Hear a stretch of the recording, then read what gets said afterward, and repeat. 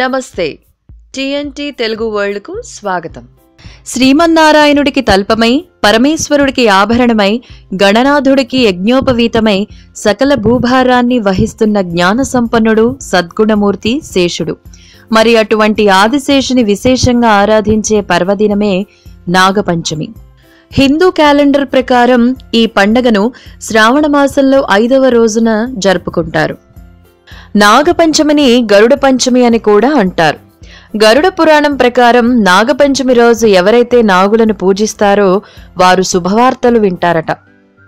అసలు నాగులను ఎందుకు ఆరాధిస్తామంటే సర్పదోషాలు ఏమన్నా ఉంటే పోతాయని, మరియు సంతానం కలగాలనే అభిప్రాయం ఉన్నటువంటి వారు తప్పనిసరిగా నాగారాధన చేస్తారు. నాగపంచమి రోజు ఉపవాసం చేసేవారు ఏమి తినాలంటే, ఆ రోజున ఏమీ వండినవి కాని పొయ్యి మీద పెట్టినటువంటివి కాని ఆహారంగా తీసుకోకూడదు. పచ్చి పదార్థాలే తీసుకుంటారు. పాలు నాగులకి పోసేవి కూడా పచ్చిపాలే పోస్తారు. ప్రధానంగా చలిమిడి, మెత్తని అరటిపళ్ళు, వడపప్పు, పానకం స్వామికి నైవేద్యంగా పెడతారు. వీటినే ఉపవాసం ఉన్నవారు తీసుకుంటారు. మీరు ఈ పదార్థాలని గనక గమనిస్తే అవి సంతానం కలగాలనే వారికి వారి శరీరాన్ని శుద్ధి చేసే ఔషధంగా ఉపయోగపడతాయి. నాగపంచమి నాడు ఉపవాసం ఉండి నాగులకి పూజ చేస్తే సంతానం కలుగుతుందని మన పూర్వీకుల నమ్మకం. నాగపంచమి విశిష్టత ఏమిటి, అది ఎందుకు జరుపుకుంటాం, ఇప్పుడు మనం తెలుసుకుందాం. నాగపంచమి పండుగ వెనక 81 కథలు ప్రచారంలో ఉన్నాయి. వాటిలో బాగా ప్రధానమైనవి ఇప్పుడు మనం తెలుసుకుందాం. వాసుకి అమ్మగారు అయిన కద్రువ పాములందర్నీ జనమేజయ మహారాజు గారు చేసే సర్పయాగంలో పడి కాలి బూడిదైపోమ్మని శపించింది. ఇక్కడ 2 కథలు ప్రచారంలో ఉన్నాయి. వాసుకి సర్పయాగం శాపం నుండి బయటపడటానికి శివుడి కోసం తపస్సు చేసి శివుడి నుండి వరం పొందుతాడు. ఆ వరం ఏమనగా శివుడికి గళాభరణంగా మృత్యుంజయుడిగా ఉండేలా వరమిచ్చాడు.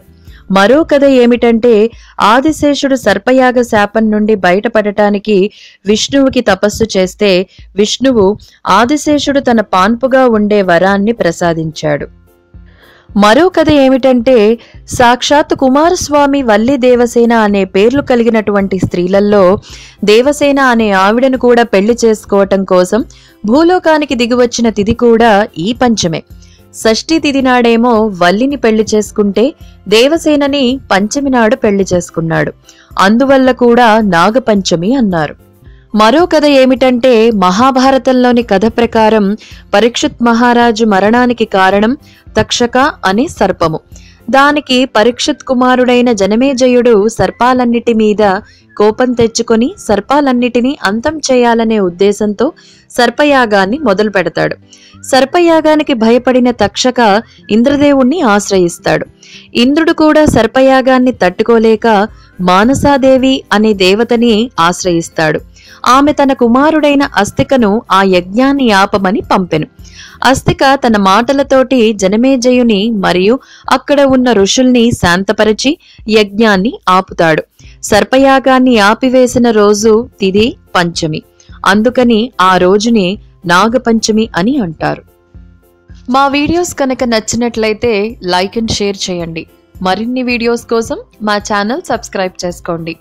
వీడియోస్ నోటిఫికేషన్ కోసం ఈ బెల్ ఐకాన్ని యాక్టివేట్ చేయండి. ధన్యవాదములు.